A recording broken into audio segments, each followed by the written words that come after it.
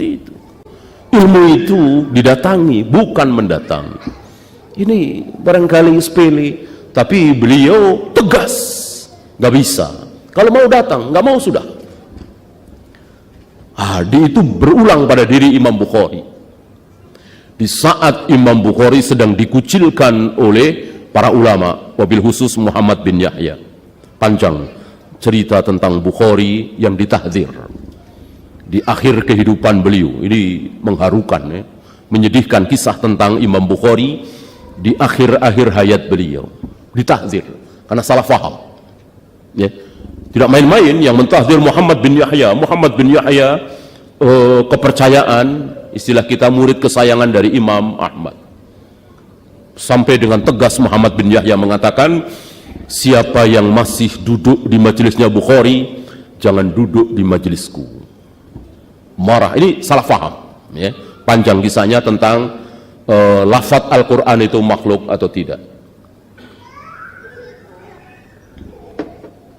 Tidak ada yang berani bicara, tidak ada yang berdiri dari majelisnya. Yang masih mau duduk di majelisnya Bukhari, jangan duduk di majelisku. Silakan ikuti majelisnya Imam Bukhari, jangan duduk di majelisku. Semuanya diam. Ribuan jamaah murid diam. Hanya satu yang beranjak. Siapa dia? Imam Muslim. Masih muda. Imam Muslim memilih Bukhari daripada Muhammad bin Yahya. Ya. Nah, majelis Bukhari sepi. Yang tadinya beliau datang ke Baghdad disambut oleh ribuan kaum muslimin. Kan sebelum beliau ke Baghdad nama beliau sudah luar biasa. Bagaimana keadaan Imam Bukhari ketika masih 19 tahun. 19 tahun. Namanya sudah berkibar di muka bumi ini. Ya. Sampai satu ketika Imam Bukhari mendatangi seorang ulama, kalau tidak salah Muhammad bin Bashar, lalu ditanya, biasa ya, selesai taklim, selesai pengajaran, nanya, mungkin baru lihat, dari mana? Kalau tidak salah 18 atau 19 tahun umur beliau waktu itu, belum 20. Dari mana? Dijawab, aku dari Bukhara. Dari Bukhara, kaget. Dari Bukhara ngapain kemari? Ngapain cari ilmu kemari? Di sana ada Bukhari, gitu. Ada Muhammad bin Ismail Bukhari. Padahal dia sendiri yang Bukhari. Luar biasa kan namanya. Ya, Bukhari langsung pergi. Begitulah ulama, calon ulama, ya, tidak suka dengan kemasyhuran, lari dari kemasyhuran. Begitu namanya disebut oleh seorang ulama besar, pergi. Gitu. Nggak kayak kita ya. Kenalkan saya Bukhari. Nah, itu kalau kita ya. Kalau kita mungkin begitu ya. Kita itu ingin membesarkan diri, ingin mengibarkan diri, ingin menjadikan nama kita tersebar, segala cara ditempuh. Kalau perlu pakai uang, kalau perlu pakai ini, agar berkibar namanya. Itu kita. Ulama tidak seperti itu. Nah, Imam Bukhari akhirnya terkucil di akhir hayat beliau karena tahdzir dari Muhammad bin Yahya tadi. Nah, di saat terkucil, hampir-hampir tidak ada lagi yang mau duduk di majelisnya, Imam Bukhari ditawari oleh penguasa untuk mengajar di istana, di tempat tinggalnya, di pejabat lah. Imam Bukhari menolak, kalau mau ke masjid atau di rumahku, gitu. Mengikuti jejak pendahulunya bahwa ilmu itu didatangi, bukan datang.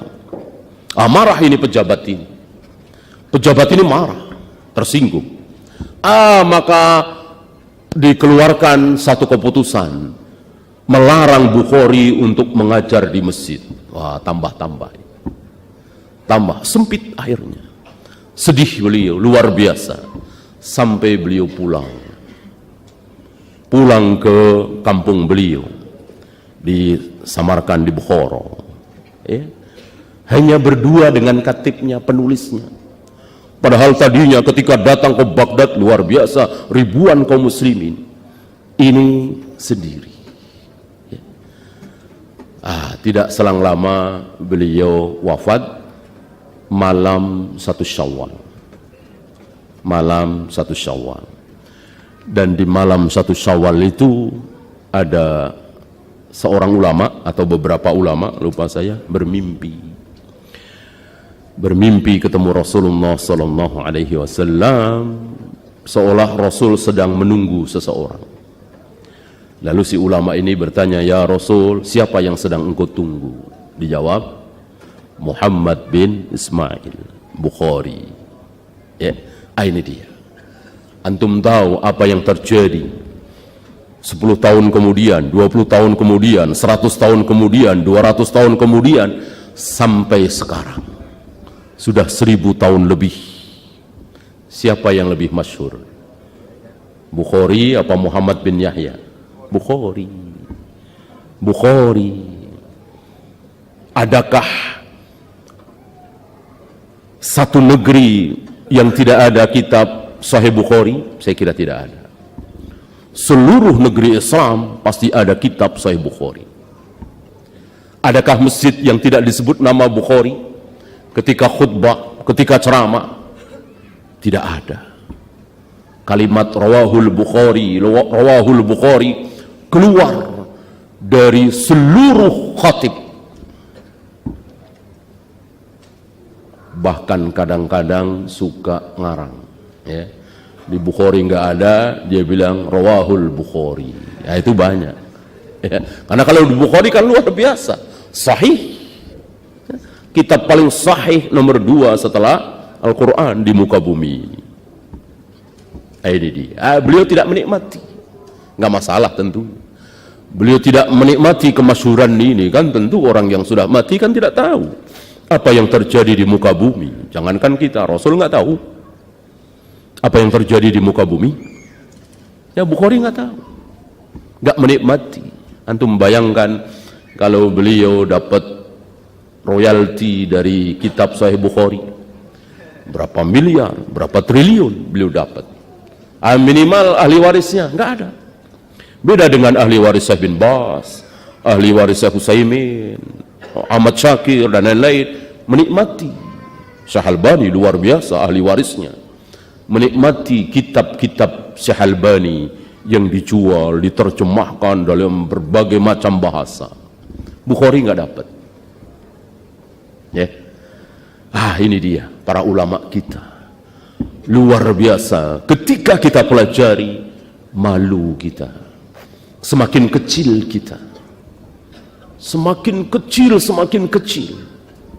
Kalau kita pelajari bagaimana para ulama, ilmunya para ulama, mujahadahnya para ulama luar biasa. Maka janganlah ilmu para ulama yang betul-betul menjaga diri dari syubhat justru kita abaikan. Kita menantang-nantang syubhat.